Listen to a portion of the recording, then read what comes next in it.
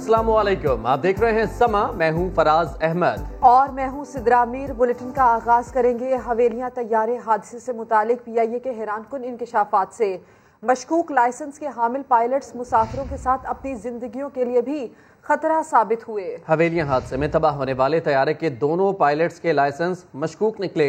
हादसे में जुनेद जमशेद समेत 47 अफराद जाँ बहक हुए थे। इस्लामाबाद से जुल्करनैन इकबाल की रिपोर्ट देखिए। 7 दिसंबर 2016 को चित्राल से इस्लामाबाद आने वाला बदकिस्मत तैयारा हवेलियां के करीब हादसे का शिकार हुआ। मारूफ नाथ खां और मुबल्लिग जुनेद जमशेद समेत 47 अफराद खाले के हकीकी से जा मिले थे। बदकिस्मत तैयारा उड़ाने वाले दोनों पायलट्स के लाइसेंस मशकूक थे। PIA की सुप्रीम कोर्ट में जमा कराई गई रिपोर्ट में हैरान कुन इंकशाफ। कोरोना खुद नोटिस की समाअत के दौरान अदालत ने जाली पायलट्स का मामला उठाते हुए PIA और सिविल एविएशन हुकाम से रिपोर्ट तलब की थी। कौमी एयरलाइन की रिपोर्ट में इंकशाफ किया गया है कि जिन्हें 141 पायलट्स के लाइसेंस मशकूक करार दिए गए थे, उनमें हवेलियां हादसे का शिकार होने वाले जहाज के 2 पायलट्स भी शामिल थे। रिपोर्ट के मुताबिक सालेयार जंजुआ और अहमद मंसूर जंजुआ के लाइसेंस जांच पड़ताल में मशकूक करार दिए गए थे, लेकिन दोनों इससे कबल ही हादसे में लुक्मे अजल बन गए। जुल्करनैन इकबाल, समा, इस्लामाबाद। जुनैद जमशेद के भाई हुमायूं जमशेद का कहना है कि जो रिपोर्ट उन्हें दिखाई गई थी उसमें लाइसेंस मशकूक होने का जिक्र नहीं था। अगर लाइसेंस वाकई मशकूक थे तो ये ऐसी गफलत जुर्माना है जिसकी मिसाल कहीं नहीं मिल सकती। जिम्मेदारों को निशाने इबरत बनाया जाए ताकि आइंदा ऐसा ना हो। समा से उन्होंने गुफ्तगू करते हुए क्या कहा, आपको सुनवाते हैं। जो रिपोर्ट जमा कराई है, मैं इसके अंदर इन्वॉल्व था शुरू से, जब ये प्राइम मिनिस्टर पाकिस्तान को जमा कराई गई, और मुझे सेक्रेटरी एविएशन ने एज वेल मिनिस्टर एविएशन ने कहा था कि ये मनोवन जिस तरह रिपोर्ट है हम उसी तरह सबमिट करा रहे हैं। तो जिस दिन ये प्राइम मिनिस्टर को सबमिट की गई थी, the same day I also saw the report. ये चीज उसमें नहीं थी कि जो पायलट्स के लाइसेंस हैं वो मशकूक हैं। अब ये सुप्रीम कोर्ट में जा चुका है। अब ये ईद के बाद I will now personally take it up again, because देखो, अगर तो पायलट्स के लाइसेंस भी मशकूक है ना, तो एक तो होता है ना क्रिमिनल नेग्लिजेंस। ये इतनी बड़ी क्रिमिनल नेग्लिजेंस है कि इसके बाद ऐसी मेरे ख्याल है नेग्लिजेंस हो ही नहीं सकती।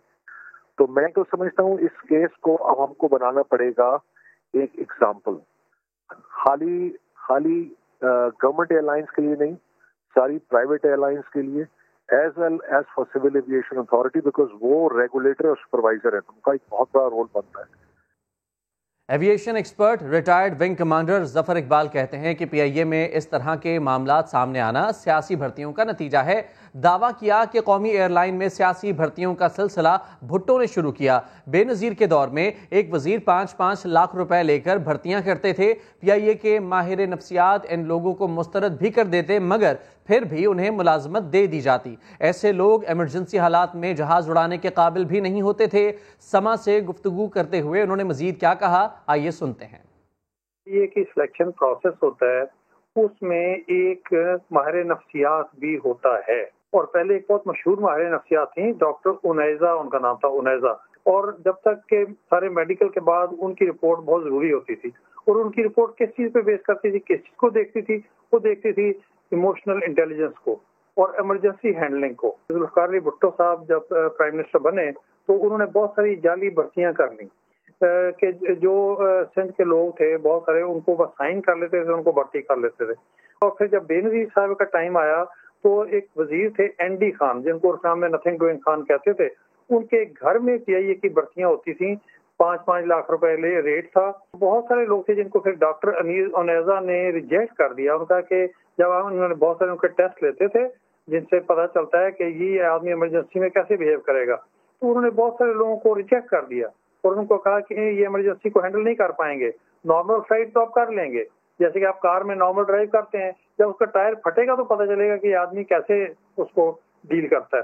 तो उन्होंने बहुत सारे लोगों को रिजेक्ट किया था, और मुझे मालूम है कि एक लिस्ट थी जिसमें कि ये कई लोग शामिल थे कि ये लोग इमरजेंसी हैंडल नहीं कर सकेंगे, लेकिन डॉक्टर ND खान साहब और एक और साहिबा बड़ी मशहूर होती थी जो बेनज़ीर के बहुत नज़दीक थी, वो भी ये भर्ती करती थी। उनका नहीं, हमने पैसे लिए हुए हैं, इनको रखना ही रखना है।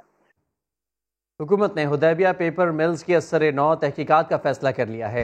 وزیر اطلاعات فواد چودھری نے ٹویٹر پیغام میں لکھا کہ حدیبیہ پیپر ملز کا مقدمہ نئے سرے سے تفتیش کا متقاضی ہے۔ متعلقہ اداروں کو تفتیش نئے سرے سے شروع کرنے کی ہدایت جاری کی گئی ہے۔ حکومت نے حدیبیہ پیپر ملز کا اثر نو تحقیقات کا فیصلہ کر لیا ہے۔ فواد چودھری کہتے ہیں کہ قانونی ٹیم نے وزیر اعظم کو شہباز شریف کے مقدمات پر بریفنگ دی۔ فواد چودھری نے یہ بھی کہا کہ حدیبیہ پیپر ملز کا مقدمہ نئے سرے سے تفتیش کا متقاضی ہے۔ متعلقہ اداروں کو تفتیش نئے سرے سے شروع کرنے کی ہدایت جاری کی جا رہی ہے۔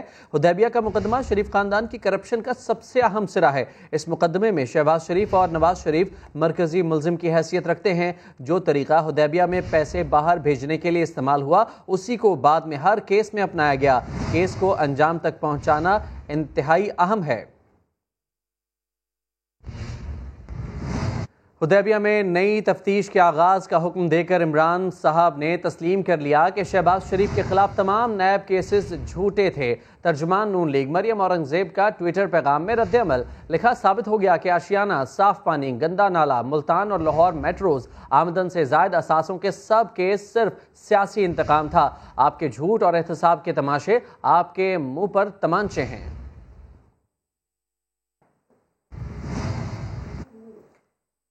چیئرمین پیپلز پارٹی بلاول بھٹو نے وزیر اعظم سے سعودی عرب کے $3 ارب کے قرضے کی واپسی کی وجوہات سامنے رکھنے کا مطالبہ کر دیا۔ بلاول بھٹو نے کہا، سعودی عرب کا قرضہ واپس کرنے کے لیے چین سے قرضہ لیا گیا۔ عمران خان پوری دنیا میں کشکول اٹھائے گھوم رہے ہیں۔ وزیر اعظم صاحب، چندوں پر ملک نہیں چلتے۔ بلاول بھٹو نے مزید کہا، حکومت کی ناقص پالیسیز کی وجہ سے عام آدمی کی زندگی اجیرن ہو چکی ہے۔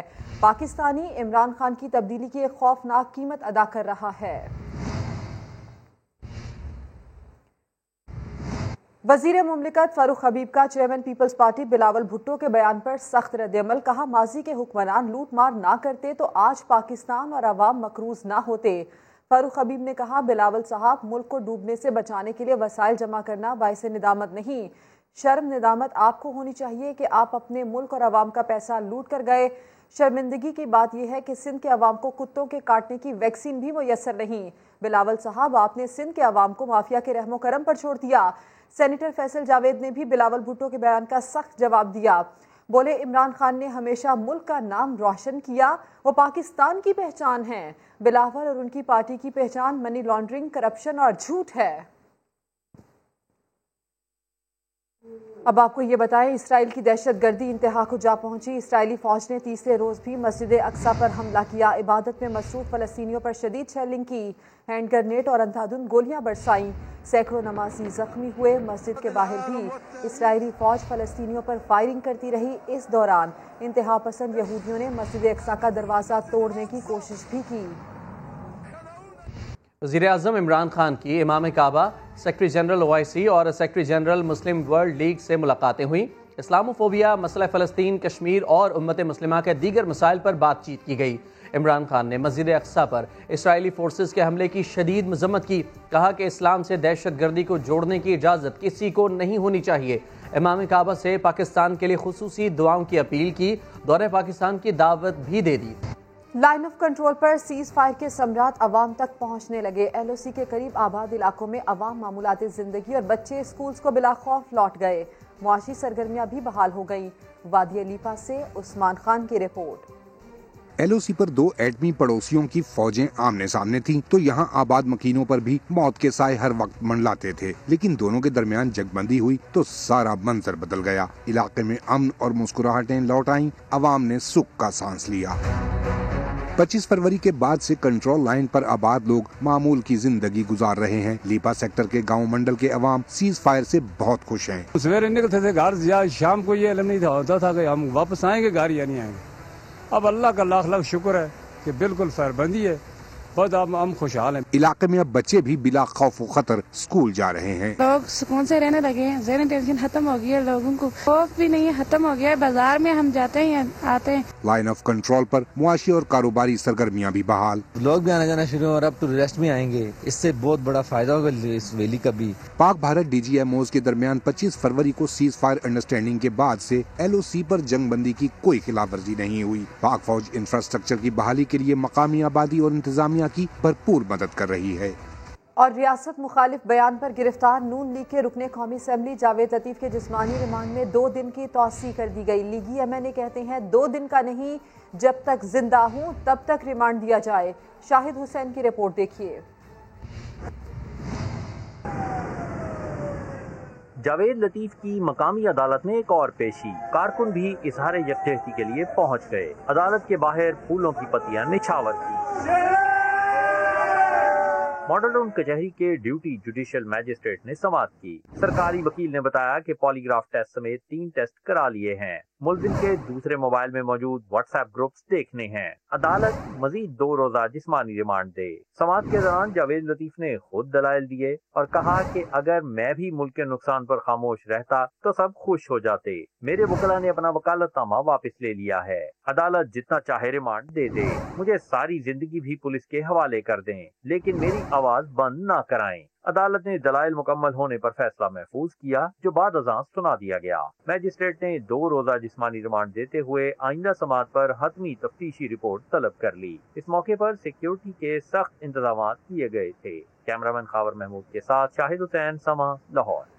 سندھ حکومت نے ایڈیشنل آئی جی کراچی کو تبدیل کر دیا۔ عمران یعقوب منہاس ایڈیشنل آئی جی کراچی تعینات، غلام نبی میمن کو عہدے سے ہٹا کر آئی جی اسپیشل برانچ تعینات کر دیا گیا۔ عمران یعقوب منہاس نے آئی جی اغوا کیس کے بعد سب سے پہلے جبری رخصت لے لی تھی۔ ان کی درخواست کے بعد سندھ پولیس کے تمام افسران نے احتجاجاً چھٹیوں کی درخواست کی تھی اور سینئر افسران نے کام چھوڑ دیا تھا۔ اور آپ کو بتائیں کہ پیٹرولیم مصنوعات پر سیلز ٹیکس میں کمی کا نوٹیفیکیشن جاری کیا گیا ہے۔ پیٹرول اور ہائی سپیڈ ڈیزل پر 17% سیلز ٹیکس کی شرح برقرار ہے۔ مٹی کے تیل پر سیلز ٹیکس کم کر کے 15.44% اور لائٹ ڈیزل پر 7.56% کیا گیا ہے۔ مزید بات کریں گے، سما کے نمائندے شکیل احمد ہمارے ساتھ موجود ہیں۔ شکیل، آگاہ کیجیے گا۔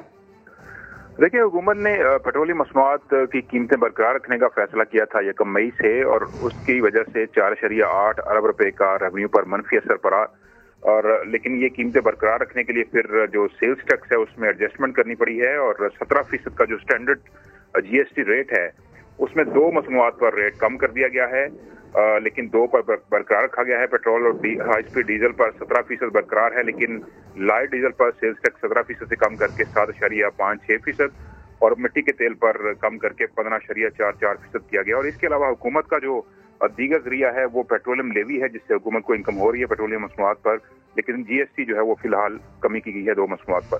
جی، تفصیلات کے لیے آپ کا بہت شکریہ شکیل احمد۔ کچھ بات کر لیتے ہیں کرونا وائرس کے حوالے سے۔ ملک میں کرونا کے وار جاری ہیں۔ ایک دن میں مزید 78 افراد جان سے گئے، 3447 نئے کیسز رپورٹ ہوئے، جبکہ مثبت کیسز کی شرح 9.12% ہے۔ ارحم خان کی رپورٹ۔ لاک ڈاؤن کے باوجود ایک دن میں مزید 78 پاکستانیوں کی جانیں لے لیں۔ سب سے زیادہ خیبر پختونخوا میں 27 اموات، پنجاب میں 26 اور سندھ میں 16 لوگ وائرس کی بھین چڑھ گئے۔ اسلام آباد 7، بلوچستان اور آزاد کشمیر میں ایک مریض دم توڑ گیا۔ نئی ہلاکتوں کے بعد مجموعی اموات 18,993 ہو گئیں۔ NCOC کے مطابق گزشتہ 24 گھنٹے کے دوران 37,756 ٹیسٹ کیے گئے، 3,447 پازیٹیو، شرح 9.12% رہی۔ ملک میں فعال کیسز 80,375 تک پہنچ گئے۔ اس وقت 5,342 مریض مختلف ہسپتالوں میں زیر علاج ہیں۔ ملتان، پشاور، لاہور اور گجرانوالہ میں ہسپتالوں پر سخت دباؤ۔ اب تک پاکستان میں مجموعی طور پر 8,61,473 کیسز کی تصدیق، 7,62,105 نے وائرس کو شکست دی، یعنی تقریباً 89% مریض صحت یاب ہو چکے ہیں۔ ارحم خان، سما، اسلام آباد۔ کراچی کی مقامی عدالت میں کرونا SOPs کی خلاف ورزی سے متعلق کیس کی سماعت ہوئی۔ شہریوں پر مقدمات درج کرنے پر عدالت پولیس پر برہم ہو گئی۔ کہا کس کے کہنے پر شہریوں کے خلاف مقدمات درج کیے گئے۔ خورشید عالم کی رپورٹ دیکھیے۔ کورونا SOPs کی خلاف ورزی کا معاملہ بھی عدالت جا پہنچا۔ کراچی سٹی کورٹ میں کیسوں کی سماعت ہوئی۔ 200 سے زائد گرفتار شہریوں کو پیش کیا گیا تو عدالت برہم ہو گئی۔ تفتیشی افسر سے استفسار کیا کہ SOPs کی خلاف ورزی پر شہریوں کے خلاف کس کے کہنے پر مقدمات درج کیے گئے۔ کیا IG سندھ نے ایسا حکم دیا یا کمشنر یا ڈپٹی کمشنر نے ہدایت دی؟ عدالت نے تفتیشی افسر کو حکم دیا لکھ کر دو کہ دفعہ 188 کے تحت کسی بھی شہری کے خلاف FIR درج ہو سکتی ہے یا نہیں۔ جس کے کہنے پر شہریوں کے خلاف مقدمات ہوئے انہیں شو کاز نوٹس دیں گے۔ یہ سارے جو آج کل چل رہی ہے سیکشن 188 اس میں لے کے آ رہے ہیں، اور سارے غریب لوگ ہیں بیچارے. اب آپ بتائیں کہ یہ اگر اپنا روزی روزگار نہیں کریں گے تو کہاں سے کھائیں گے پئیں گے؟ ایک تو روزی روزگار نہیں ہے، پھر جو بیچارے کچھ کرتے بھی ہیں تو پولیس پکڑ لیتی ہے، بند کر دیتی ہے، پھر یہاں پولیس کو الگ دینا پڑتا ہے. تھانے بھی ان کو انٹرٹین کریں. ایسے کیسز میں وہیں پہ بیل بانڈ لے لیں، 14 روز کے بعد لائیں تو کیس کو کیا کہتے ہیں یہاں پر ڈسچارج کریں. عدالت نے ملزمان کو تنبیہ کے بعد رہا کر دیا. رہائی پانے والوں نے میڈیا سے گفتگو میں نیا انکشاف کر دیا. جا رہا تھا گھر کی طرف، مجھے پکڑ کے گاڑی میں بٹھا دیا کہ آپ اتنے رات کو باہر کیوں گھوم رہے ہو. اور میں جا رہا تھا دودھ لینے کے لیے. دیکھ رہے ہو نا، وہ نہیں ہے، ماسک نہیں پہنا ہوا تھا اور 3-4 لوگ کٹھے تھے گاڑی میں، اور تو کچھ نہیں تھا. سٹی کورٹس میں موجود وکلا کا کہنا ہے کہ پولیس محض کارکردگی دکھانے کے شوق میں FIR درج کرتی ہے. کیمرامین راشد اشرت کے ساتھ خورشید عالم، سما، کراچی. کراچی میں لاک ڈاؤن کے دوران اہم مارکیٹس تو بند ہیں لیکن کاروبار پھر بھی جاری ہے. وہ کیسے؟ دیکھتے ہیں شاہنواز قادری کی رپورٹ میں. شہر میں مکمل لاک ڈاؤن ہے، تمام مارکیٹس کو بند کر دیا گیا ہے، لیکن کیا واقعی اس پابندی پر عمل ہو رہا ہے یا کتنا عمل ہو رہا ہے؟ چلے آپ کو دکھاتے ہیں. لاک ڈاؤن ہے تو کیا ہوا؟ جو چاہے وہ ملے گا، موبائل ہو یا چپل، کپڑے ہوں یا بچوں کی سائیکل، کچھ ملنا مشکل نہیں. شہر کی بڑی مارکیٹ تو بند ہے لیکن چوری چھپے کاروبار اب بھی جاری ہے. یہ نیو کراچی سندھی ہوٹل کی مارکیٹ، جہاں لاک ڈاؤن کہیں نظر نہیں آتا. مارکیٹ کے گیٹ بند کر کے شاپنگ جاری تھی. سما کی ٹیم پہنچی تو یہ منظر تھا. اورنگی ٹاؤن کی اس مارکیٹ کو دیکھ کر تو یہ لگتا ہے کہ شاید کورونا نے دم توڑ دیا ہے. شاپنگ کی دھن میں آئی خواتین SOPs کی دھجیاں اڑاتی نظر آ رہی ہیں. مشکلوں سے ہم شاپنگ کر رہے ہیں. یہاں پہ جو ابھی بچے کو، ہمارے بچے کی شاپنگ نہیں ہوئی ہے، سیلری ابھی ملی ہے. 8-10 تاریخ یا 8-9 تاریخ سے دکان بند کروا دی ہے. بالکل غلط کیا. عوام کو شاپنگ باقی ہے، 1 تاریخ کو سیلری دے رہا ہے، عوام کو سیلری لیٹ ملی ہے، شاپنگ کب کرے گا؟ سما کی ٹیم پہنچنے کی اطلاع ملی تو پاکستان بازار تھانے کی پولیس بھی آ گئی اور دکانداروں کو حراست میں لے لیا. کیمرامین ایرک پریرا کے ساتھ شاہنواز قادری، سما، کراچی. تو ملک بھر کی طرح اسلام آباد میں بھی لاک ڈاؤن جاری ہے، لیکن شہر کا ایک علاقہ ایسا بھی ہے جہاں ہر قسم کا کاروبار دھڑلے سے جاری ہے. رپورٹ کر رہے ہیں وہاب کامران. ارے یہ کیا؟ لاک ڈاؤن کی سرے عام خلاف ورزی، وہ بھی شہر اقتدار میں. یہ ہے اسلام آباد کا علاقہ مہرآبادی، جہاں کے باسیوں نے کورونا سے متعلق احکامات مکمل نظر انداز کر دیے. مارکیٹ میں تمام دکانیں کھلی ہیں، خریدار بھی بے خوف چلے آ رہے ہیں. 6 فٹ کا فاصلہ تو درکنار، بیشتر افراد ماسک پہننا بھی گوارا نہیں کرتے. لاک ڈاؤن کے دوران کاروبار کیوں کھولا؟ ہر دکاندار کے پاس ہے وکرا بہانہ. کھولی کی طرح 1 منٹ کھولتے ہیں پھر بند کر دیتے ہیں. یہ پکی بند ہی ہوتی ہے. یہ تو ابھی سامان اندر کر رہے ہیں. مہینہ بھر محنت کرتے ہیں، تب جا کے مشکل سے ہمارے جو گھر کے خرچے اور ہماری دکانوں کے کرائے اور ہمارے بجلی کے بل پورے ہوتے ہیں. حکومت کو چاہیے تھا کہ مالکوں سے ہمیں کوئی 2 مہینے کا ریلیف، 1 مہینے کا ریلیف لے کے دیتے. جوتے کپڑے کی دکانیں تو چھوڑیں، مارکیٹ میں کھلونے اور موبائل شاپس بھی کھلی ہیں. عوام کو بھی جان کی بجائے جوتوں اور کپڑوں کی فکر لاحق ہے. ایک بندے کو عید کے 1 دن پہلے پیسے ملتے ہیں، یا مزدور آدمی تنخواہ نہیں ملی. ابھی کئی لوگ ڈیلی ویجز والے ہیں، ان کو پیسے نہیں ملے، وہ کدھر جائیں گے؟ ابھی کسی کے پاس جوتا نہیں ہے، کپڑے نہیں ہیں. سما ٹیم کی انٹری پر دکانیں عارضی طور پر بند. کیمرہ ہٹتے ہی کاروبار پھر چل پڑا. ملک میں کورونا کے بڑھتے کیسز اور ہماری لاپرواہی. احتیاط کیجئے، کہیں ایسا نہ ہو کہ ہمارا حال بھی بھارت اور اٹلی جیسا ہو جائے. کیمرامین سید واجد علی کے ساتھ وہاب کامران، سما، اسلام آباد. حیدرآباد میں ٹراما سینٹر کے کورونا ویکسینیشن سینٹر پر ملازمین مبینہ طور پر رشوت خوری کرنے لگے. بغیر انتظار کے ویکسین لگوانے کے لیے شہریوں سے رقم لی جانے لگی. رشوت لینے والے چوکیدار کو معطل کر دیا گیا. نمائندہ امتیاز علی سے مزید بات کریں گے. امتیاز بتائے گا یہ کیا معاملہ ہے؟ ہاں جی، یہ حالہ ناکہ پر واقع ٹراما سینٹر ہے جہاں پر کورونا ویکسینیشن سینٹر قائم کیا گیا ہے، جہاں پر جس کے باعث شہری وہاں پر آتے ہیں اور ویکسینیشن کرواتے ہیں. جس کے بعد دیکھا جا رہا ہے فوٹیجز میں وہ سما ٹی وی کو موصول ہوئی ہے، اس میں واضح طور پہ دیکھا جا رہا ہے جو ویکسین لگوانے کے لیے اپنی فیملی کے ہمراہ ایک شخص آ رہا ہے اور جو نائب قاصد ہے ویکسینیشن سینٹر کا، وہ ان سے جو ہے وہ پیسے لے رہا ہے اور اس کے بعد جو ہے لائن کے اور انتظار کے بنا جو ہے ڈائریکٹ ان کو ویکسین لگوا کے اور گھر کی طرف روانہ کرتا ہے. واقعے کے بعد جو ہے سما ٹی وی نے نشاندہی کی تو DHO حیدرآباد बाद लाला जाफर ने वाकई का नोटिस देते हुए नायब कासिद को मुअत्तल कर दिया और इंक्वायरी कमेटी तश्कील दे दी। उसके बाद में लाला जाफर का ये कहना था कि जो भी इसमें